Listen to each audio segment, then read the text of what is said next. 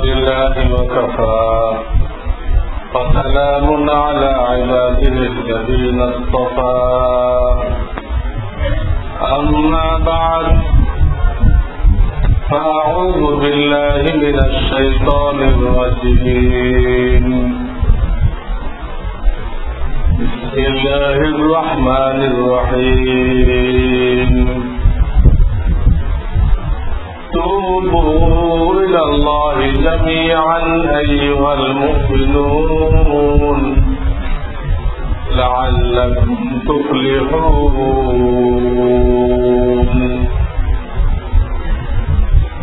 وقال رسول الله صلى الله عليه وسلم رغم أنفه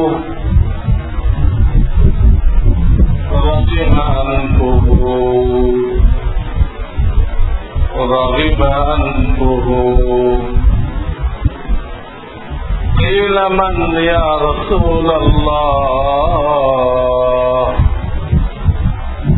قال من دخل عليه رمضان ثم انسلخ قبل أن يغفر له أو كما قال رسول الله صلى الله عليه وسلم. बुजुर्गान मोहतरम,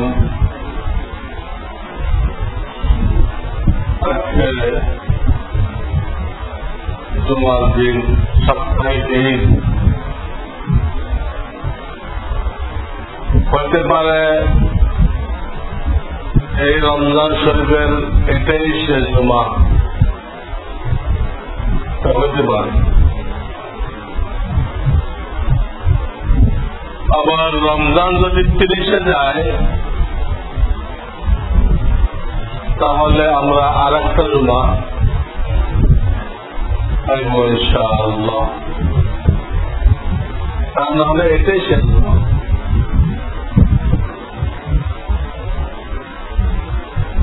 তবে আমাদের দেশের বিভিন্ন এলাকায় জুমাতুল বিদা নামে একটা জিনিস প্রসিদ্ধ হয়ে গেছে। জুমাতুল বিদা, রমজানের শেষ জুমাকে বলা হয় জুমাতুল বিদা, এবং খুতবার ভিতরে খতিব সাহেব বারবার আল বিদা ইয়া জুমাতুল বিদা এই বলতে থাকে, এই বলতে থাকে। কিন্তু কোরআন হাদিসে কোথাও এর কোন প্রমাণ আমরা পাই নাই যে নবী আলাইহিস সালাতু ওয়াস সালাম রমজান শরীফের শেষ জুমাকে জুমাতুল বিদা আখ্যায়িত করছেন এবং জুমার খুতবার ভিতরে তাকে বিদায় জানাইছেন। এর কোন আলোচনা, এর কোন ইঙ্গিত ইশারা কোরআন হাদিসে আমরা পাই না। সুতরাং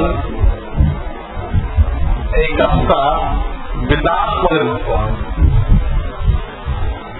শরিয়াতে যার অস্তিত্ব নেই,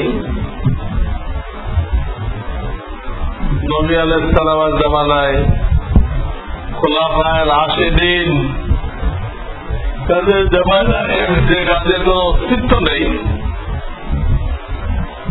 এইরকম কোন কাজকে ইবাদত মনে করা, সওয়াব মনে করা, তবে আমরা না জেনে অনেকেই এটা বলে থাকি, আলোচনাও করে থাকি। এটা পরিহার করতে হবে, শরীয়তে এর কোন ভিত্তি নেই। বিদায় নেওয়ার সময় যেন বলি খুদা হাফেজ, আল্লাহ হাফেজ,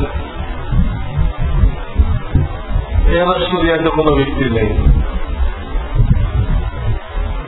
ঈদ মুবারক, এই ঈদ আসতেছে, সালামের পরে ঈদ মুবারক, কিন্তু কোন ভিত্তি নেই। বহুত জিনিস আমরা পাই যে শরীয়তের কোন ভিত্তি নেই, তারা কিভাবে চালু করছে তা আল্লাহ ভালো জানে। ঈদ তো অবশ্যই মোবারক, ঈদের দিন আল্লাহ তাআলা তামাম রোজাদারদের জন্য মাগফিরাত ঘোষণা করেন, বলেন তোমরা এমন অবস্থায় ঘরে চলে যাও, ফিরে যাও, তোমাদেরকে মাফ করে দিয়েছি, তোমাদের দোয়া কবুল করে নিয়েছি। অবশ্যই মোবারক, কিন্তু এটা একজন আরেকজনকে বলবে এটা তো আমাদের যুগে পাওয়া যায় না, খুদা হাফেজ এটাও পাওয়া যায় না। সালাম মুস্তাফা করে, সালাম মুস্তাফা করলো, তার জন্য দোয়া দিল। সালাম এক দোয়া, মুস্তাফা আর এক দোয়া। মুস্তাফার মধ্যে পড়া হয় ইয়াগফিরুল্লাহু লানা ওয়া লাকুম, দুই দোয়া দিয়ে বিদায় নেবে। কিন্তু খ্রিস্টানদের দেখা যায় এখানে টাকা দিচ্ছে,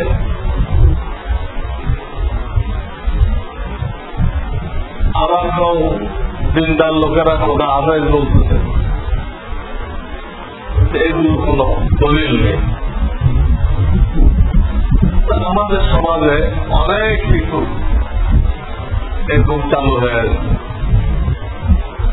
এই 27 রাত্রে অনেক মসজিদ দেখবেন আলোকসজ্জা করা হয়। লাইলাতুল কদর তো যেকোনো বেজর রাত্রে হইতে পারে, আল্লাহর ইচ্ছার উপর রাখবেন। কোন বছর কোন বেজর রাত্রে হবে তা আল্লাহ জানেন। নবীজিকে এটা সামনে দেখানো ছিল ওই রাত্রের আলামত, ওই রাত্রটা কেমন হবে, না গরম না ঠান্ডা, বৃষ্টিও হতে পারে, একটা খুব ভালো পরিবেশ।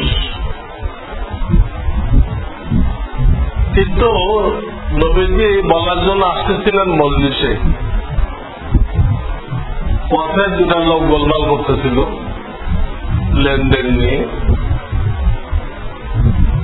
ওদের ঝগড়া মিটাই দেবে, ওটা নবীজির জেহেন থেকে বের হয়ে গেল। বেরেন থেকে স্বপ্ন জিনিস দেখানো হয়েছিল, নবীদের স্বপ্ন কিন্তু ওই ওটা চলে গেল। ওরা বলতে পারলেন না, কিছু কিছু আলামত বললেন, তবে একথা বললেন যেখানে আমার জেহেনতে চলে গেছে এটাও তোমাদের জন্য মঙ্গলজনক। এই জন্য আমি যদি পুরা নির্দিষ্ট করে বলতে পারতাম তখন তো তোমরা এক রাত্রে ইবাদত করে শেষ হয়ে গেছে। আর এখন শেষের দশকের সব বেজর রাত্রে তোমরা লাইলাতুল কদরকে বোঝার জন্য কিছু না কিছু চেষ্টা করবে, করবা। কেউ ইতিকাফ করবে দিন রাত মিলায়, কেউ শুধু রাত্রে ইতিকাফ করবে, কেউ জামাতের ইহতিমাম করবে। এবং ওই বেজর রাতগুলোতে নবীজি মা আয়েশা সিদ্দিকা রাদিয়াল্লাহু তাআলা আনহাকে একটা দোয়া শিখেন। এই দোয়াটাও খুব বেশি বেশি করতে হবে। আল্লাহুম্মা পড়ে দেওয়ার জন্য ইন্নাকা আফুউন ফাআফু আন্নি। এই দোয়া, আল্লাহ তুমি বড় ক্ষমাশীল, এতে দয়া করে আমাকেও ক্ষমা করে দাও। তোমার গুণ যখন ক্ষমা করা, দয়া করা, তা আমি নিজেকে অপমানের স্বীকার করতেছি, আমাকেও ক্ষমা করে দাও।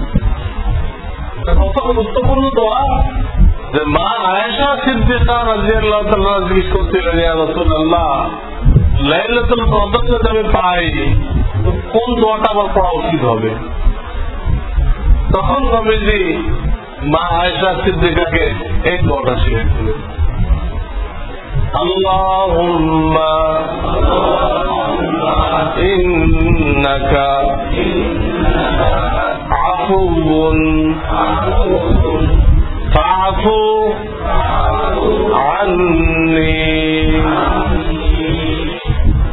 কেউ কেউ আল্লাহুম্মা ইন্নাকা আফুউন কারীম, এটা কারীম পড়া যায়। আমি এই জন্য বাড়াইলাম না, হাদিসে নেই না, কথাটা হাদিসে নেই বলে আমি বাড়াই নেই, কিন্তু অর্থের দিক দিয়ে মিলে আমরা আল্লাহ রসুল যেটা শিখাইছেন ওর মধ্যে থাকতে চাই। বাড়াইতে গেলেই অনেক সময় বেদাতের মধ্যে পড়ার সম্ভাবনা থাকে। না না, অনেকে মুস্তাফা করে, মুস্তাফা করে একটু বাড়ায়। কি বাড়ায়? হাতটায় যে বুকে লাগায়, এটা বাড়াইতে গেল, এটা বেদাত হয়ে গেল। মুস্তাফা তো হাদিস আছে, হাতে বুকে লাগাইলেন। নবীজির নাম শুনলে দূরত্ব পড়তে হাদিসে আছে সাল্লাল্লাহু আলাইহি সাল্লাম, কিন্তু আপনি বাড়ালেন কি? এটা তো নেই। এটা তাবিজের বইতে আছে, তাবিজ, ওটা কোনো হাদিস না। তাবিজ কোন হাদিস বাড়াইতে গেলে বেদাতে পড়া। এই দোয়াটা আমরা মুখস্থ করে নেব ইনশাআল্লাহ। এক ভাই আর এক ভাইকে শিখাই দেব। বেজর রাখতে বলতে অন্য দোয়া তো করবোই, এই দোয়াটা বেশি বেশি করবো, আমাদের দায়িত্ব। এক সপ্তাহ রমজান আসলো, আচ্ছা চলে যেতেছে এক সপ্তাহ। এর মধ্যে যে কোনো ভাবে হোক চোখের পানি ঝরায় আল্লাহর কাছ থেকে ক্ষমা নিয়ে দিতে হবে, মাগফিরাত দিতে হবে। আমি তাহবির আপনাদের শোনাচ্ছি। একবার নবী আলাইহিস সালাম 3 বার বদদুয়া দিলেন, তো ওই ব্যক্তি ধ্বংস হয়ে যায়, ধ্বংস হয়ে যায়। 3 বার বদদুয়া দিলেন। একজন সাহাবী জিজ্ঞেস করলেন, ইয়া রাসূলুল্লাহ, কার জন্য বদদুয়া দিলেন? কারণ নাম তো বললেন না। 3 বার দিলেন বদদুয়া, কার জন্য? তখন নবীজি সাল্লাল্লাহু আলাইহি সাল্লাম বললেন, রাজুলুন, ওই ব্যক্তির জন্য, ওই ব্যক্তির বিরুদ্ধে দাখালা আলাইহি রমাযান, যে রমজান পেয়েছিল, রমজান শরীফ পেয়েছিল, সুন্নান সালাম, এবার রমজান শেষ হয়ে গেল,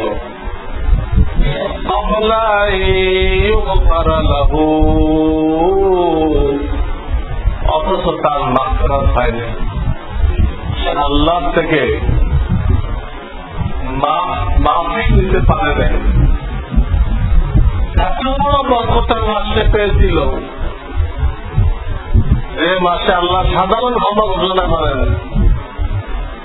যে মাসে কেউ ঈমানের সাথে পড়ে গেলে আল্লাহ কিয়ামতটা তার কবরে মাফ করে দেন। এইরকম মুবারক মাস পেয়ে সেই মাসটা চলেও গেল, কিন্তু সবাই মাগফিরাত পাইল, এই লোকটা পাইল না। কান্দে নাই, আল্লাহ কাছে কান্দে নেই। সেজন্য ভাই মোহতারাম হাজিরিন,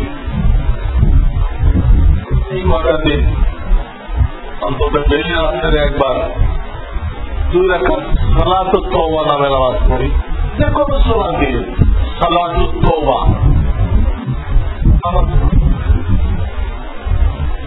নামাজ পড়ি।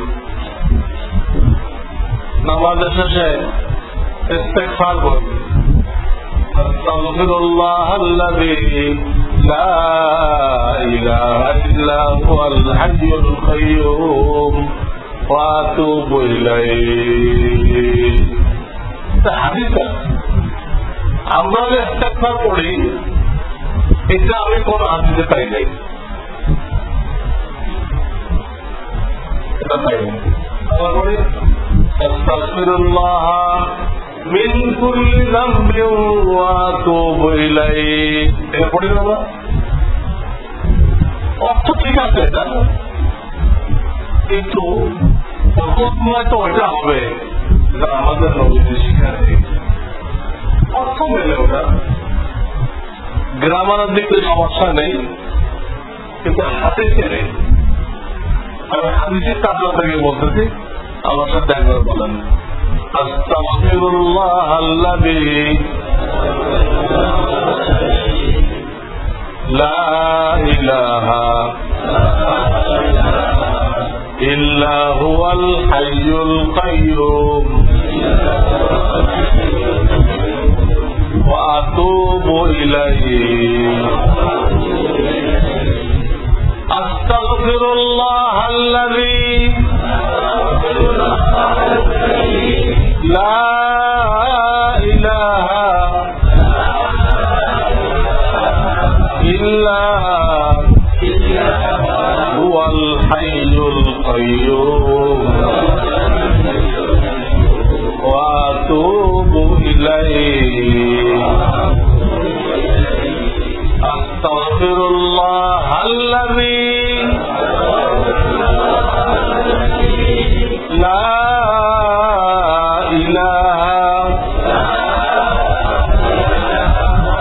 ইল্লা হুয়াল হাইয়ুল কাইয়্যুম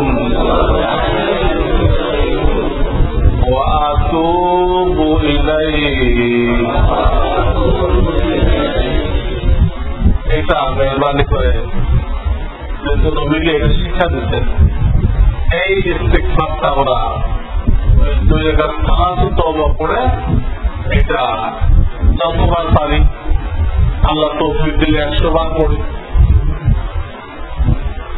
হাদিস আছে নবীজি প্রত্যেকটি 100 বার ইস্তিগফার করতেন, অথচ তিনি নিষ্পাপ ছিলেন।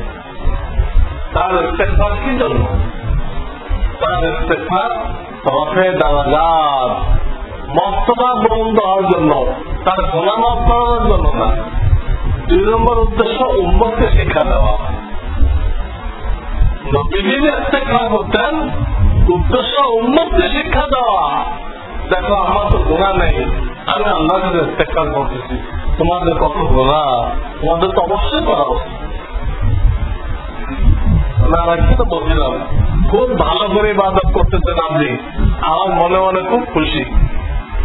মাশাআল্লাহ, আমি সব ঠিকঠাক, এটাতে আল্লাহ খুশি না। খুব ভালো করে ইবাদত করতেছেন, আসলে করতেছেন, আমার নিজে গর্বিত, এতে কিন্তু আল্লাহ খুশি না। আল্লাহ চায় ছোটত্ব, বিনয়ী হওয়া, আল্লাহ আমার বুঝি হলো না। আর একটা লোক করে ভালো করেই করে, বা কিছু ভুল ত্রুটি হয়, কিন্তু সে গর্বিত না। সে মনে মনে ভাবে আল্লাহ এই না টুকটাক মুখে যে কি কবুল হয়েছে, আল্লাহ তুমি ভালো না, দয়া করে কবুল করে নিও। আমার কাছে তোমার দরবারে উপযুক্ত না, আমি ইবাদত করি, কোরআন তেলাওয়াত করি, জিকির করি, এটা তোমার দরবারে উপযুক্ত না, তুমি দয়া করে গ্রহণ করে নিও। তোমার গ্রহণ করার জন্য তো কোনো শর্ত নেই, করতে তো সব কাজ, আমার করতে কিছুই হলো না। এই লোককে আল্লাহ পছন্দ করেন। এই জন্য কোন গুনাহ হয়ে থাকলে সেই গুনার ব্যাপারে 3টা শর্ত, বরং 4টা শর্ত। কি 4টা শর্ত? একটা হলো যে মনে মনে লজ্জিত হওয়া, আল্লাহ তোমার নামত খাইলাম, আর শয়তানের কথা মতো কাজ করলাম, খাওয়াইলো, বাঁচাইলো, পড়াইলো আল্লাহ, আর কাজ করলাম কার কথা মতো, শয়তানের কথা মতো। আমি কত বড় নেব খারাপ, এগুলো লজ্জিত হওয়া। 2 নম্বর ওই কাজটা ছেড়ে দেওয়া। কেউ গুনাহ করতে যায়, তওবা করতে যায়, গুনাহ চালু আছে কিন্তু এই তওবা গ্রহণযোগ্য না, গুনাহ বন্ধ করতে হবে।